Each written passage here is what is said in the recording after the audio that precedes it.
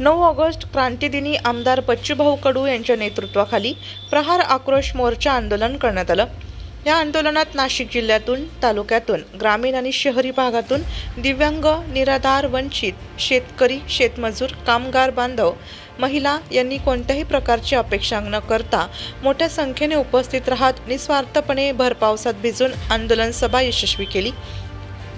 यामुळे रामदासजी खोत संपर्क प्रमुख तसेच महासचिव दिव्यांग मार्गदर्शक, उत्तर महाराष्ट्र प्रमुख जेकब अण्णा पिल्ले, महाराष्ट्र महिला जिल्हाध्यक्ष समन्वयक संध्याताई जाधव, नाशिक जिल्हाध्यक्ष रवींद्र आपाटिळे, नाशिक जिल्हा संपर्क प्रमुख संतोष मानकर, संदीप एकनाथ आव्हाड, सिन्नर तालुका अध्यक्ष प्रदीप, क्रांती आंदोलक कार्याध्यक्ष नाशिक ग्रामीण भाऊसाहेब सांगळे, शोभा संदीप आव्हाड, सपन परदेशी, तालुका अध्यक्ष इगतपुरी राहुल चतुर, दत्तात्रय लोंढे, वैभव वाघ, अंबादास कळमकर, सोमनाथ टेकडे, सविताताई कडाळे यांनी हे आंदोलन यशस्वी केल्याबद्दल सर्वांचे आभार व्यक्त केले।